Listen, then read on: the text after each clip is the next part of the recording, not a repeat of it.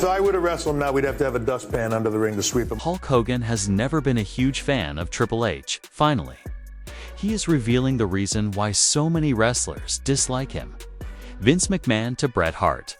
However, what Triple H just disclosed is worse than Hogan's history of union breaking and racist incidents. Let me explain. The ultimate act of treachery. It's no news by now that Hulk Hogan wasn't exactly known for his devotion, and Vince McMahon and Triple H were incensed about one of his most significant betrayals. Imagine this. In 1994, amidst the turmoil surrounding the drug trial, Hogan had recently quit the WWE. However, rather than disappearing into obscurity, he makes a move that completely caught Vince McMahon off guard. He joins WCW, the largest rival of WWE.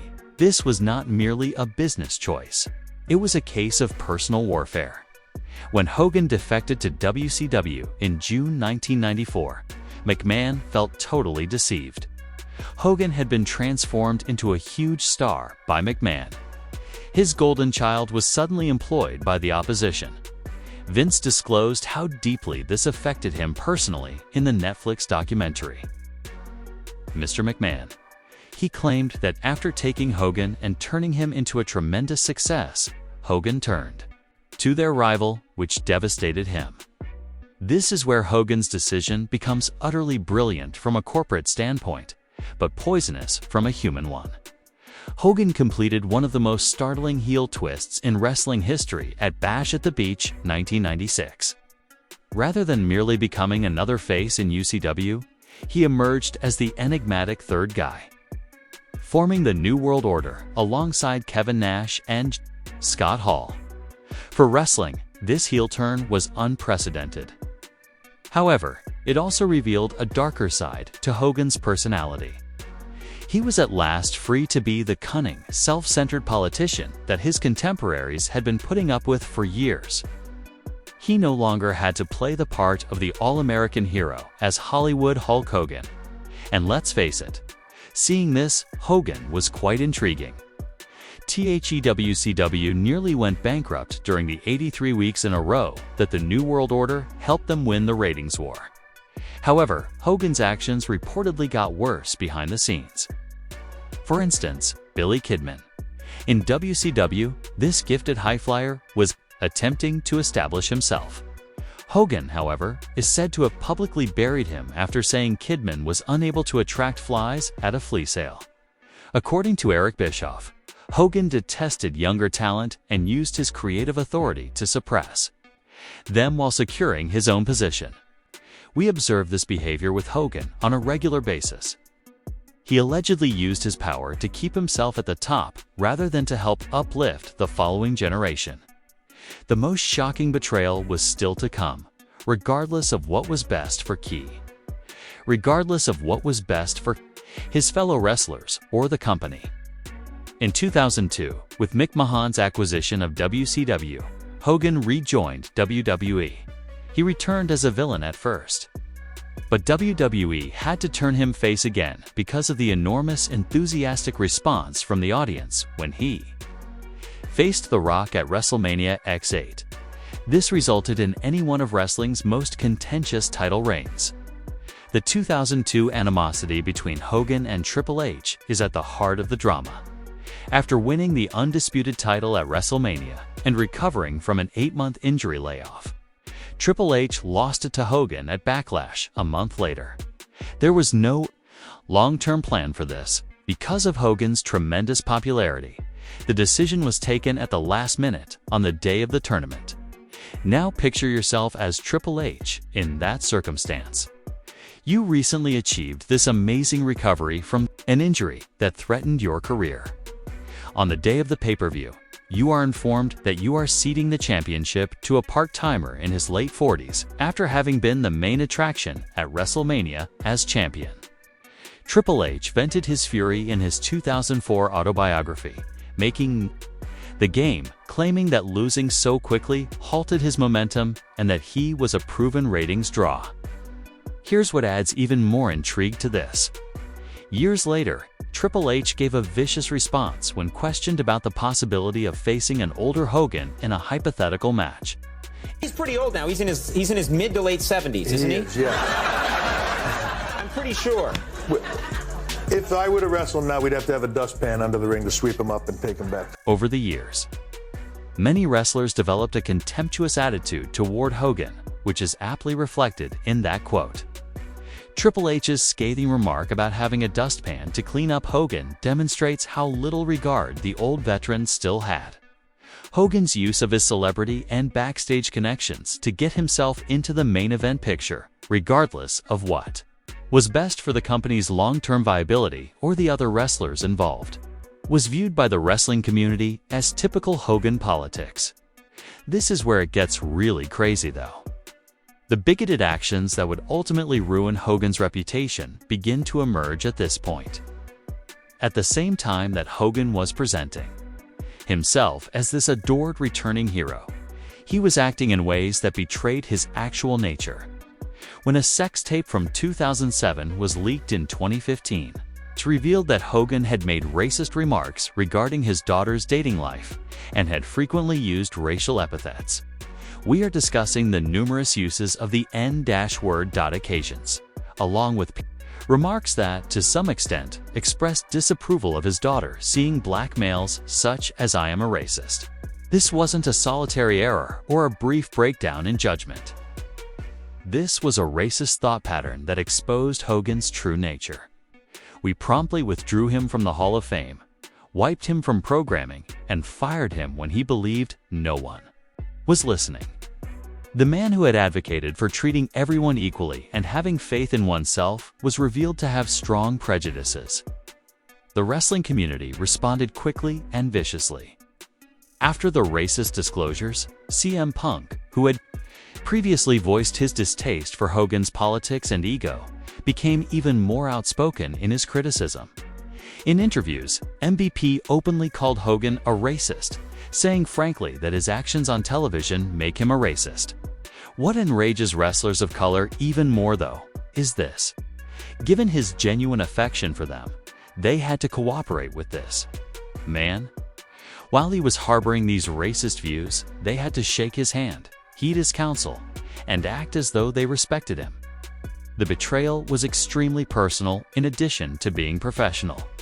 Scott Steiner, who had collaborated with Hogan in WCW, was unreserved in his evaluation. He labeled Hogan a jerk and said that he was burying talent with his political influence while keeping racist views in the background. The fact that this realization placed everything Hogan had done during his career in a new context was its most detrimental feature. His selective mentoring, his backroom politics, and his unwillingness to put over black wrestlers all suddenly began to make much darker sense. Consider the case of Mark Henry.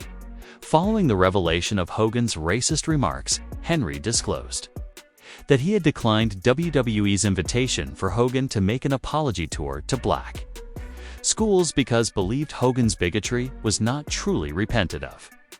This demonstrates the extent of the harm. Even attempts at reconciliation were viewed as self-serving and insincere. The affair also revealed Hogan's tendency to exaggerate and lie even in the most dire circumstances. His first apology demonstrated a basic lack of comprehension of why his remarks were so damaging, focusing more on getting caught on camera than on the substance of his racist remarks. Hogan, meanwhile, was coping with his own family's crisis, which was being shown in public. During his tumultuous 2007 to 2009 divorce with Linda Hogan, he was accused of adultery, including a claim that he had an affair with their daughter, Brooke's best friend. Their VH1 show, Hogan Knows Best, featured family conflicts that worsened during the divorce, and Linda accused Hogan of being aggressive and a sex addict. His son Nick's involvement in a catastrophic vehicle accident in 2007 added to the family's turmoil. While racing, Nick, then 17 years old, crashed, seriously hurting passenger John Graziano, who now needs lifelong care because of brain damage. Leaked jail calls showed that Hogan made offensive remarks about the crash being God's will during Nick's 8-month jail sentence. Hogan's relationship with money and legal disputes, however, may have been the most revealing feature of his personality during this time. He was allegedly a family man coping with personal misfortunes. But he was also involved in a significant legal battle against Gawker because of the sex tape that revealed his racist remarks. With the help of billionaire Peter Thiel, Hogan was able to force Gawker to pay $140 million in damages, thus forcing the media outlet out of business. Although this was viewed as a win for privacy rights, it also demonstrated Hogan's readiness to take drastic legal action to preserve his reputation, even when it was based on deceit and hypocrisy. With the Gawker litigation, Hogan made about $31 million following settlements, but it was unable to restore his standing with his peers. The fact that Hogan's public image and his private nature were so diametrically opposed was confirmed by wrestlers who had been dealing with his backstage politics for decades. The cumulative impact of Hogan's actions over the decades is what makes this time period so important. The racist remarks in the 2000s, the backstage politics in the 1990s, and the union treachery in the 1980s all pointed to a person who constantly prioritized his own interests over those of others, no matter the cost. This is the point at which Triple H's recent disclosures become crucial. Triple H's remarks regarding the reasons why wrestlers despise Hogan are really crucial to me as someone who worked closely with him and saw his behavior firsthand. However, we're not merely discussing differences in creativity or professional opinion. We are discussing basic character problems that impacted all wrestlers. Company. We'll now discuss Hogan's dubious actions during the 1980s and early 1990s. That was only the prelude. The most despised man in wrestling. Let's establish the scene first before delving into the complete mayhem that is Hulk Hogan's reputation in the realm of professional wrestling. Imagine this. In the 1980s, wrestling was on the verge of becoming widely popular.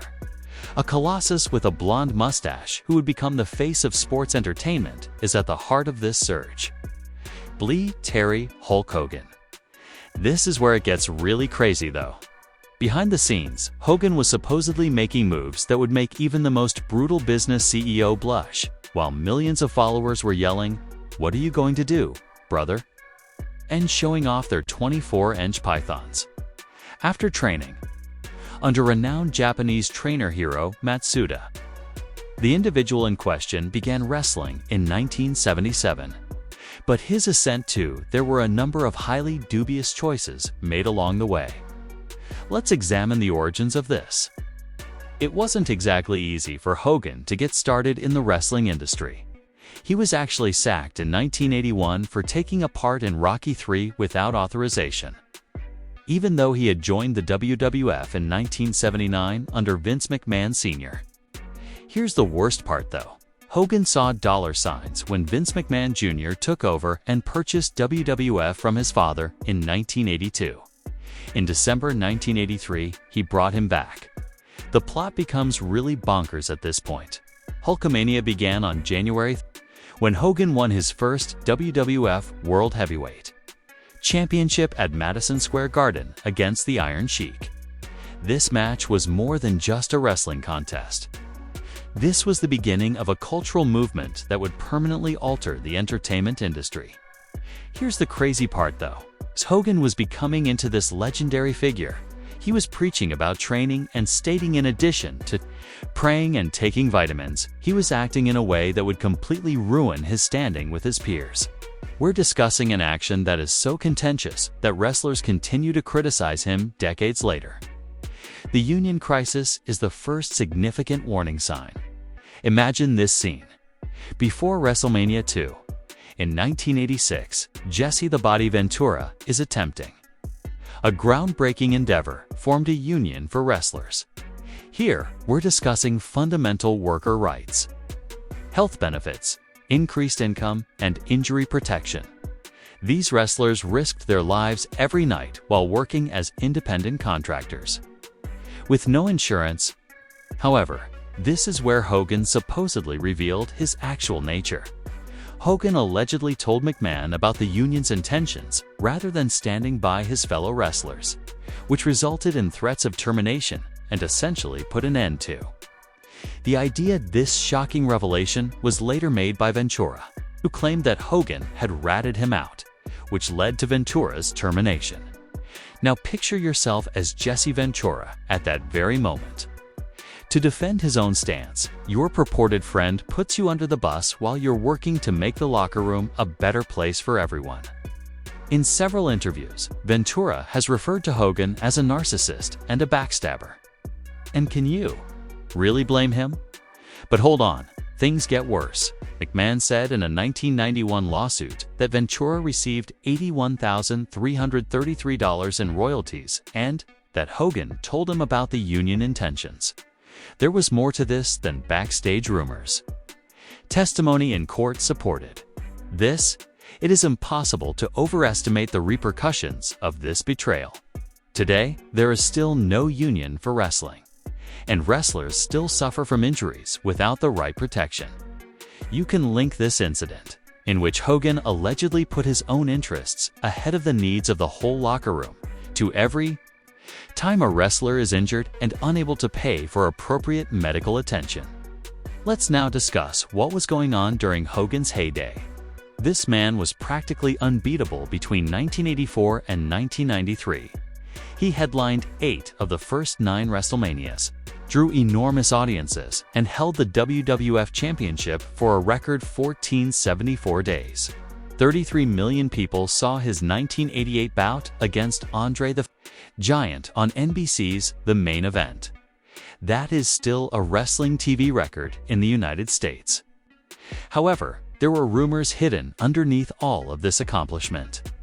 Hogan's backstage politics, creative control agreements, and refusal to put other talent over were among the topics of discussion among wrestlers. This is the true origin of the terms politicking and wrestling, and it was said that Hogan was the master of it. Consider Bret Hart, for instance, a technical genius and wrestling icon. This man exuded respect in every locker room he entered. Hart, meanwhile, didn't mince words about Hogan. Despite purported intentions for Hart to have a proper run with the WWE Championship, he accused Hogan of using his power to keep the championship from going to him in 1993. Am I a fan of Hulk Hogan?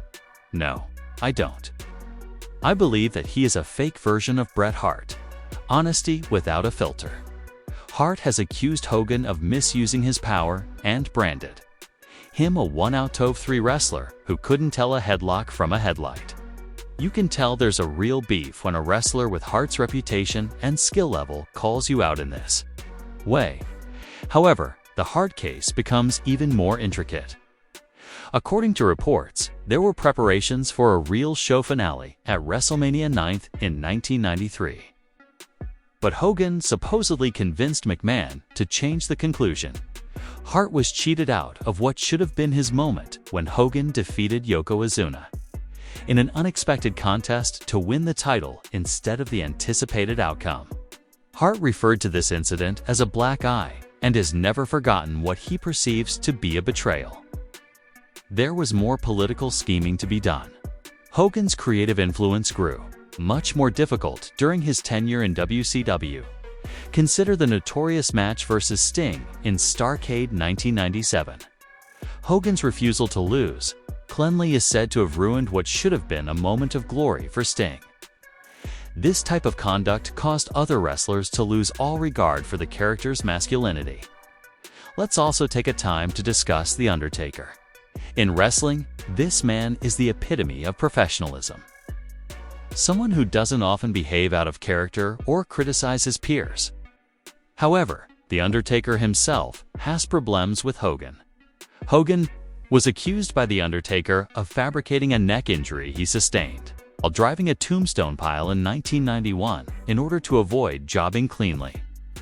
Early in his career, The Undertaker claimed that this eroded their faith.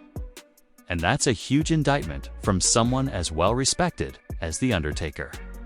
However, Hogan's hypocrisy was possibly the most harmful feature of his actions. He was apparently acting in ways that were totally at odds with the clean living, all-American hero image he was trying to spread to millions of children by encouraging them to work hard in their training, say their prayers, and take their vitamins. The case of K-Sab steroids is a prime illustration. When Hogan appeared on the Arsenio Hall show during Vince McMahon's federal prosecution for distributing steroids in the early 1990s, he denied abusing steroids and said he only used them momentarily for injuries, defying McMahon's recommendation to come clean. Hogan had been cautioned by McMahon not to lie about it. Nevertheless, Hogan did it. Hogan was then given immunity and testified that he had been using steroids for more than 13 years. Since 1976, when prosecutors requested testimony in 1994, he was shown to be someone who would lie to preserve his reputation and possibly put others under the bus when it suited him, which was in direct opposition to his public declarations. Here, the pattern is obvious. Hogan constantly prioritized his personal interests over those of his friends, co-workers, and the company that brought him fame and fortune. Politics in wrestling isn't the only issue here. Even though the fans couldn't see it, his peers could see that he was fundamentally lacking in integrity. The last count, we have reached the last chapter of this utterly crazy tale. And to be honest, this is the point at which everything comes full circle in the most spectacular way imaginable. We're discussing the last years of Hulk Hogan, his death, on July 24, 2025, and how Triple H's homage exposed the nuanced reality of the most contentious character in wrestling. However, before we reach that sentimental conclusion, we must discuss something that demonstrates the extent of Hogan's bad behavior pattern: his political affiliations and how they revealed his actual personality to a whole new fan base.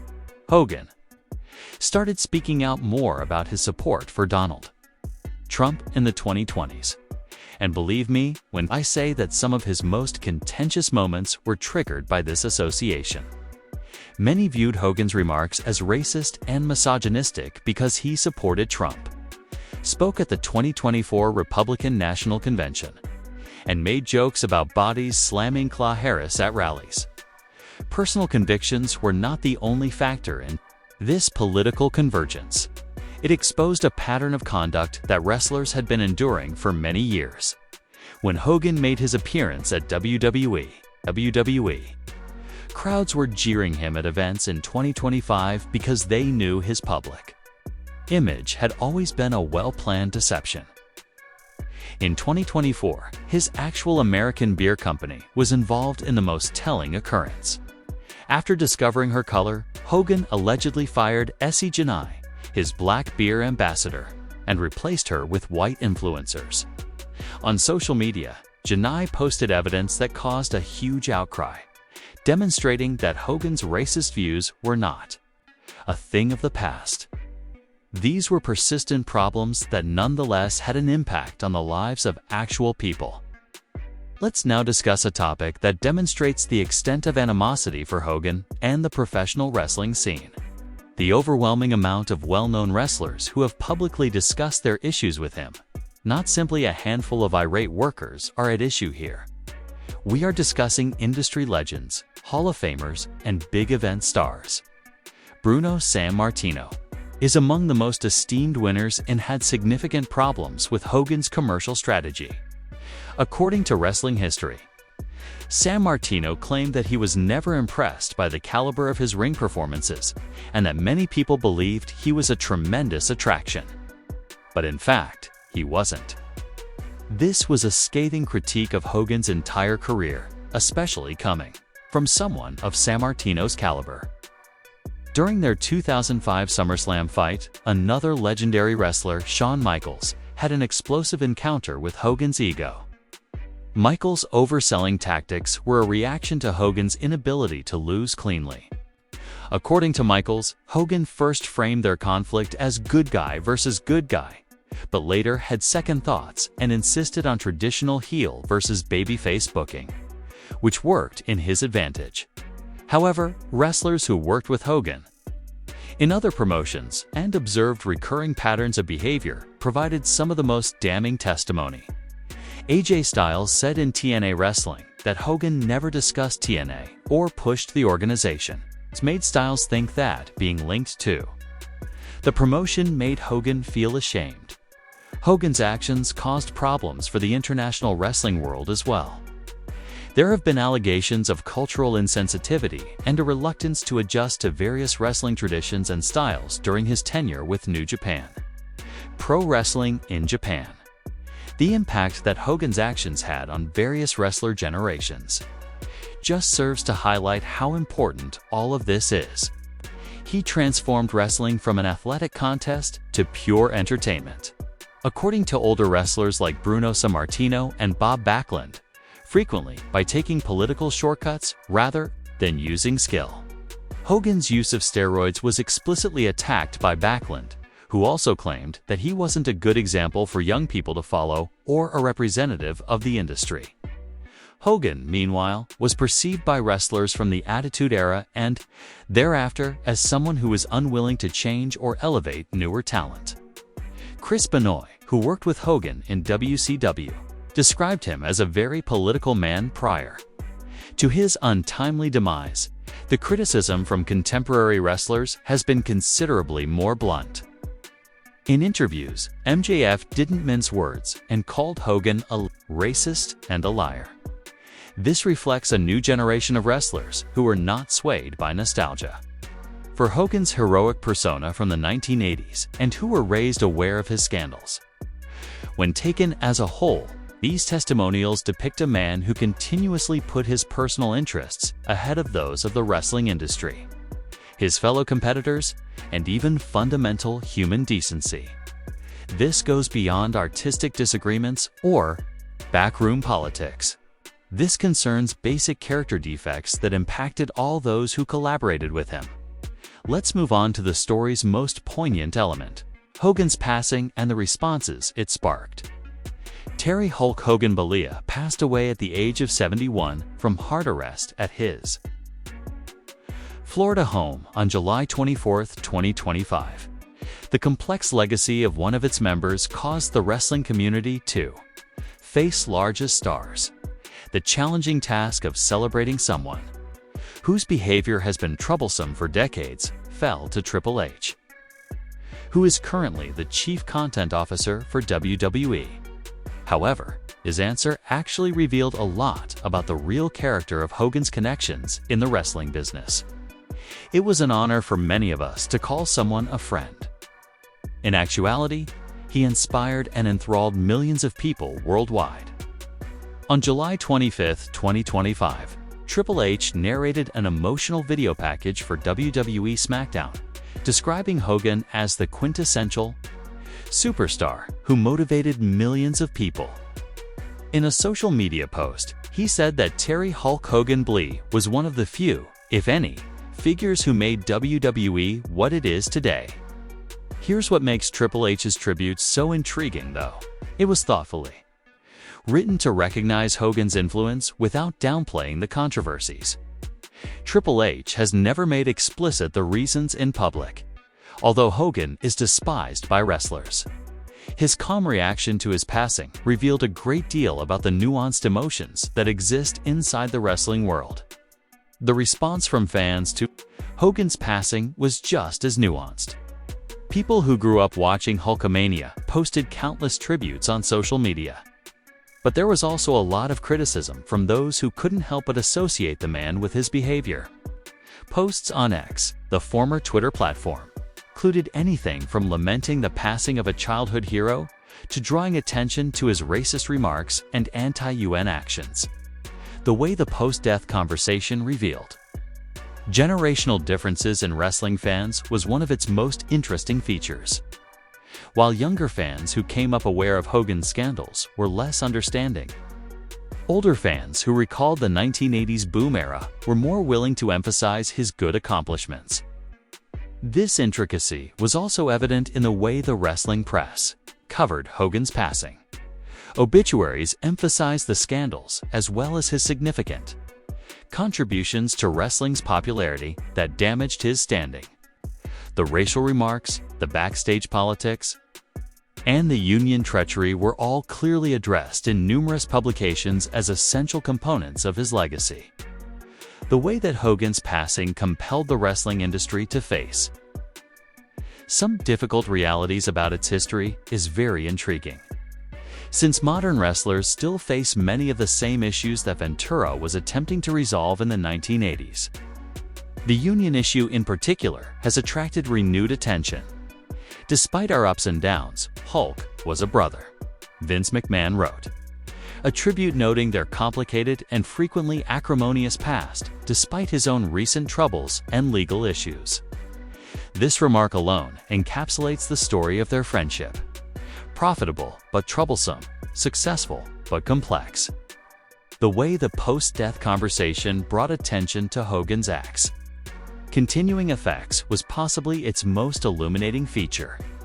Present-day wrestlers noted that the absence of a union in decisions taken during Hogan's time are the source of the WWE, the continued problems with diversity in wrestling, and the ongoing problems with healthcare and working conditions.